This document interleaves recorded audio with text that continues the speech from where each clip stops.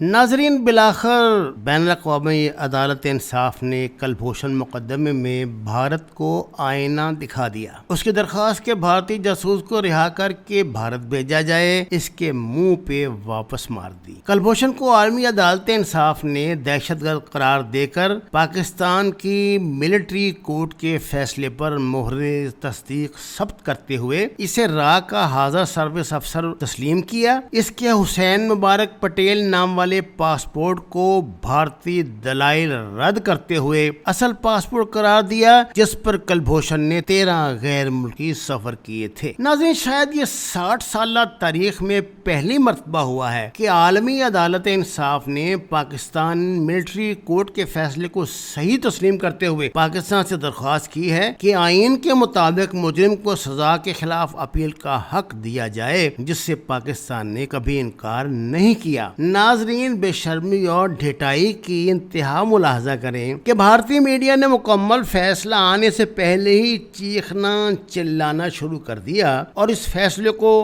بھارت کی فتح قرار دیتے رہے، جبکہ سنجیدہ بھارتی طبقے نے اسے بھارت کی ذلت آمیز شکست بتایا۔ ناظرین، اس مقدمے کے بعد عالمی عدالت نے بھارت پر دہشت گرد ملک ہونے کی مہر لگا دی ہے اور تسلیم کیا ہے کہ کلبھوشن را کا افسر تھا جو پاکستان میں جاسوسی اور دہشت گردی کا جال بچھا کر اپنے گھنونے مقاصد پورے کر رہا تھا۔ عدالت نے کلبھوشن کو قونصلیٹ رسائی کا حقدار قرار دیا ہے، جس سے پاکستان نے کبھی انکار نہیں کیا۔ اس کی ماں اور بیوی سے ملاقات بھی کروائی، جس کو بھارتی انٹیلیجنس نے اپنے مقاصد کے لیے استعمال کرنا چاہا تو پاکستان نے سیکورٹی اقدامات کے تحت اس عمل کو آئندہ کے لیے روک دیا۔ ناظرین، اس عمل پر کلبھوشن نے بھارتی قونصلیٹ سے زبردست احتجاج کیا کہ انہوں نے اس کی بیوی کو، جو ملاقات کے لیے آئی تھی، اپنے گھنونے جاسوسی مقاصد کے لیے استعمال کرنے کے لیے ان کی جوتی میں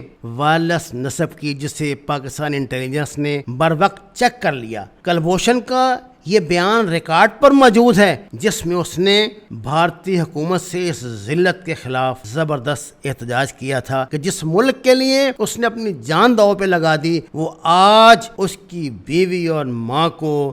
رسوا کروا رہا ہے۔ ناظرین، D G I S P R general Asif Ghafoor نے اس فیصلے کو بھارت کے لیے ایک اور 27 فروری قرار دیا ہے، جب بھارتی حملے کے منہ توڑ جواب نے بھارت کو ساری دنیا میں رسوا کر دیا تھا۔ یہ فیصلہ دہشت گردی کے خلاف پاکستان کی فتح ہے۔